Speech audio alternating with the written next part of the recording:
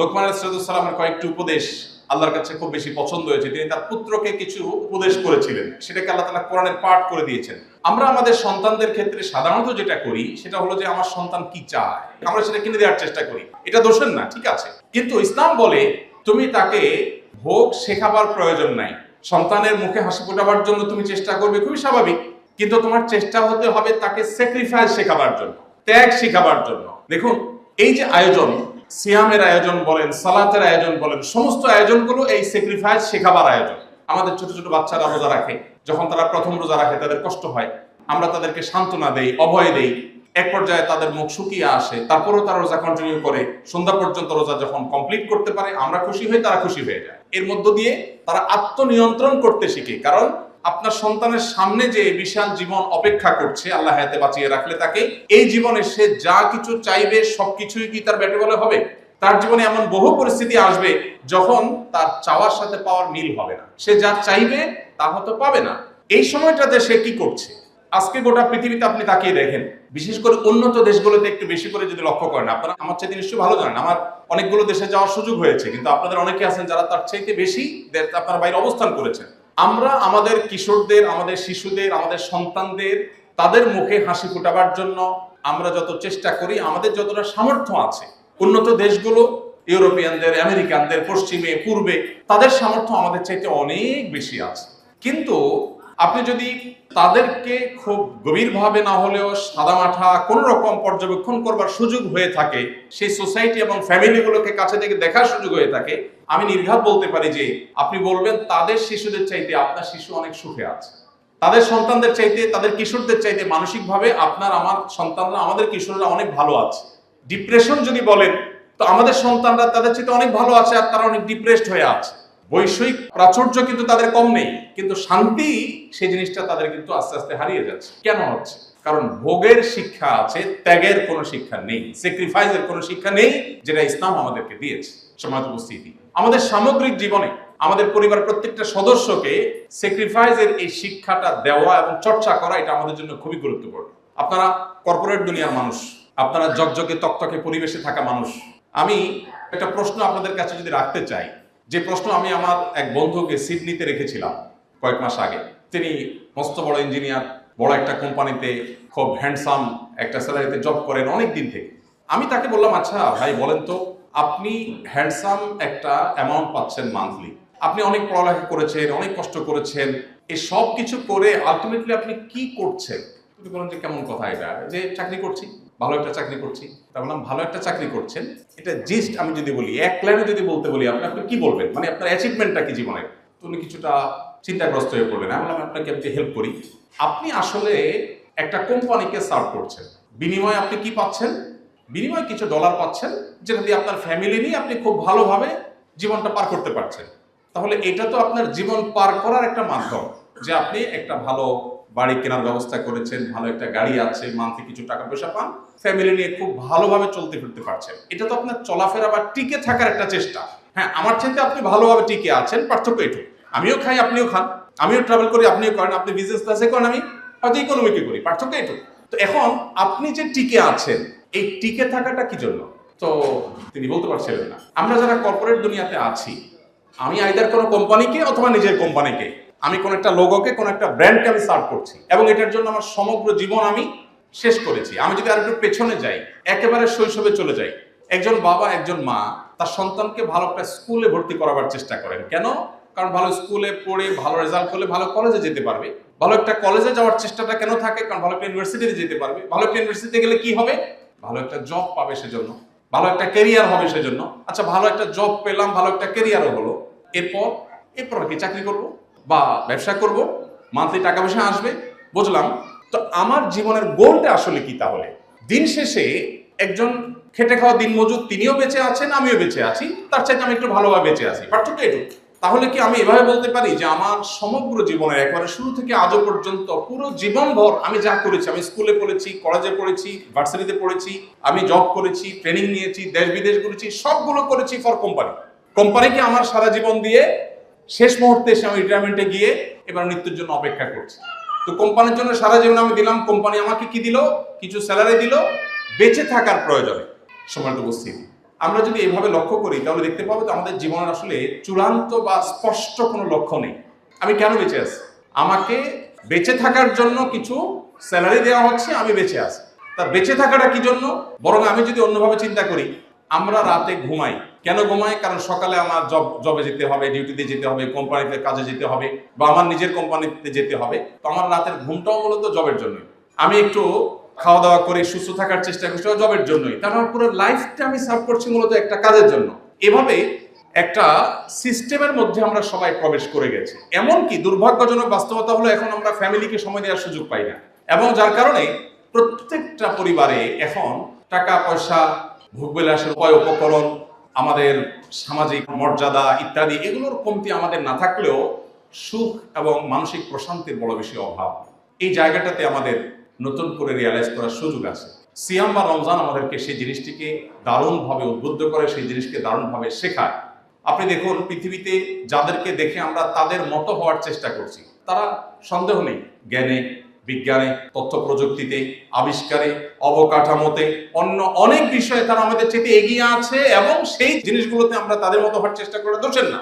কিন্তু কালচারের কথা যদি আপনি বলেন, তো আমি নির্দ্বিধায় বলতে পারি, আপনি যে কালচার ধারণ করেন অ্যাজ এ মুসলিম, আপনার সে কালচারাল দিক থেকে আপনি ওর চাইতে, ও যদি জাগতিক বিষয়গুলোতে আপনার চাইতে 200 বছর এগিয়ে থাকে, তো আপনি কালচারাল দিকগুলোতে, পারিবারিক সুখে, দাম্পত্য শান্তিতে আপনি তার চাইতে 400 বছর এগিয়ে আছেন। আমরা আমাদের সমাজের স্বামী স্ত্রীর মধ্যে যে ভালোবাসাটা দেখি, তারা এগুলো তো কল্পনাও করতে পারে না। আপনার আমার চাইতে ভালো জানেন এগুলো। তাদের ব্যাপারটা বেশিরভাগই হলো অনেকটা রুমমেট বা ম্যাচমেটের মতো, যে ঠিক আছে আমি ইলেকট্রিসিটি বিল দিচ্ছি, তুমি গ্যাস বিল দাও, আমি পানি বিল দিচ্ছি, তুমি বাজার খরচের টাকাটা দাও। এ হলো তাদের অবস্থা।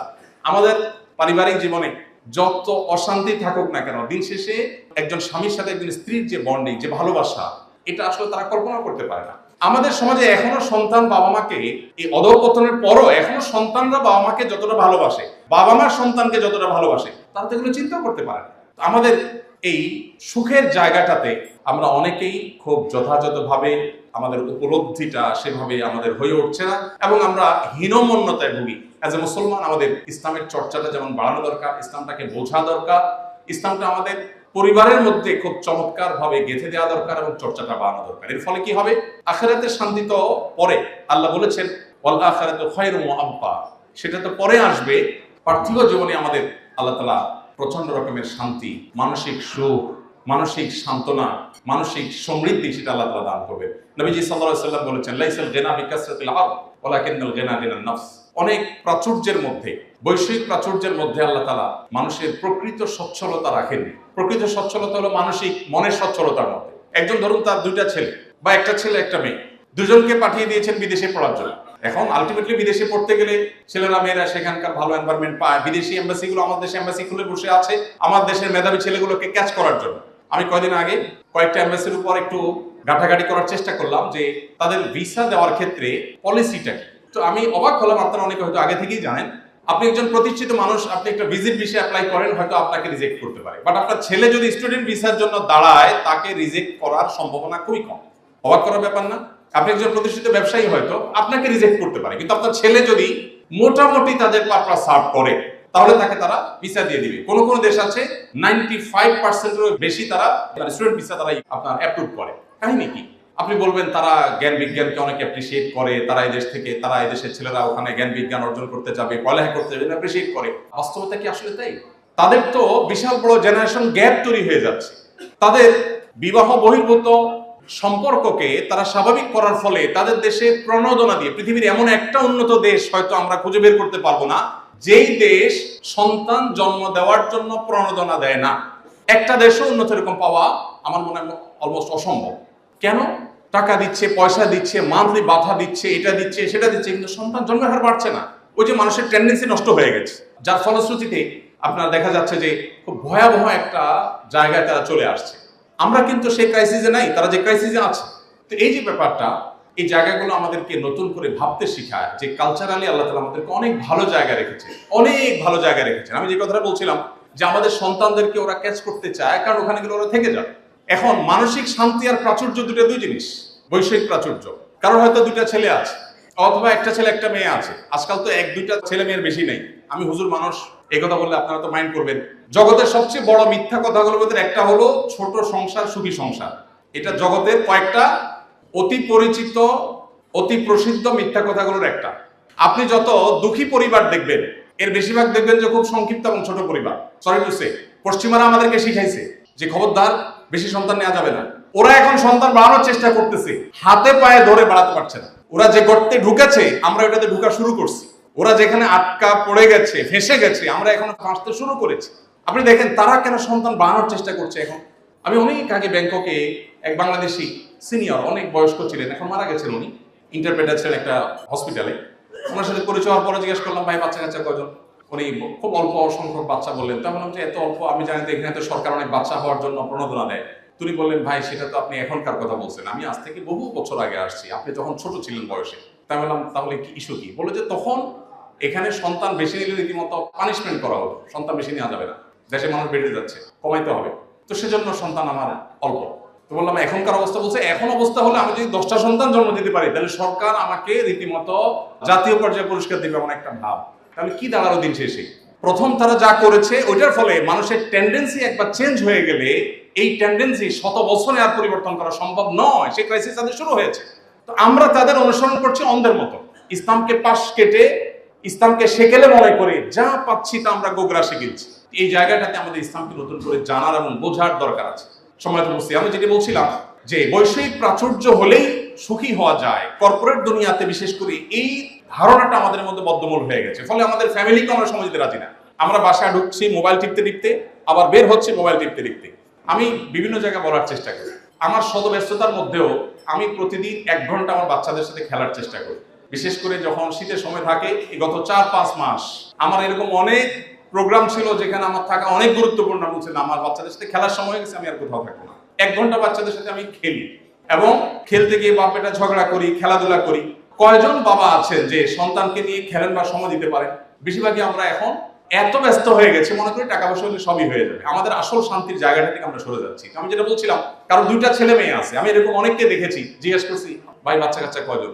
জিজ্ঞেস করছি বাচ্চা কয়জন, ছেলে মেয়ে কয়জন? উত্তর হবে 2 বা 3 বা 4 কিছু একটা। তো উত্তর হয় বেশিরভাগ ক্ষেত্রে 2 জন। ছেলেটা কানাডা থাকে, মেয়েটা ব্রিটেনে থাকে। আমি কিন্তু জিজ্ঞেস করি না কোথায় থাকে, কিন্তু ওনার বলা শেষ। এই গল্পটা দিতে আমাদের খুব ভালো লাগে। আসলে আমরা এটা বলে খুব স্বাচ্ছন্দ্য বোধ করি।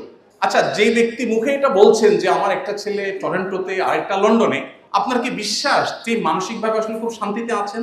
আছেই কিন্তু 2টা বাচ্চা, 2টাই বাইরে, এবং তারা ফিরে আসার সম্ভাবনা খুব ক্ষীণ। একটু ভিডিওতে নাতিপুতি দেখে, বৌমাকে দেখে, ছেলেকে দেখে, মেয়েকে দেখে, ভেতরে কিন্তু ত্রাস, কিন্তু বাহিরে অনেক সুন্দর জীবন, উনি অনেক সুখে আছে। এই সুখের অভিনয় আমরা করছি। সমাজ উপস্থিতি, ইসলাম আমাদেরকে বাস্তবমুখী হতে পারে, আর সেজন্য সিয়ামের বার্তা আমাদের ধারণ করা দরকার, গ্রহণ করা দরকার। আমি আপনাদের প্রতি উদাত্ত আহ্বান রাখতে চাই, শুনে শুনে মুসলমান না হয়ে অনুগ্রহ করে আসুন আমরা একটু ইসলামটাকে জানার চেষ্টা করি। আজকে যেরকম একটি চমৎকার আয়োজনে আমাদের বাচ্চাদেরকে সাথে নিয়ে ফ্যামিলিকে সময় নিয়ে আমরা সময় দিয়েছি, আসুন পারিবারিকভাবে ইসলামকে শেখার জন্য, জানার জন্য আমরা কোনো একটা অ্যারেঞ্জমেন্ট করি।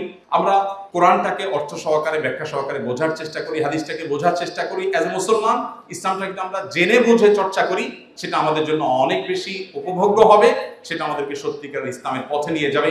অনেক মা বোন আছেন এখানে, আমি আপনাদের উদ্দেশ্যে বলতে চাই, জান্নাতে যাওয়ার পথটা আপনাদের জন্য অনেক সহজ করে দিয়েছে ইসলাম। পুরুষদের জন্য অনেক জটিল। রাস্তায় ঝগড়া করতে গেছি, মুখ খারাপ করা যাবে না, নাহলে জাহান্নামে চলে যাবে। আপনার তো সে অপশন খুব একটা নাই।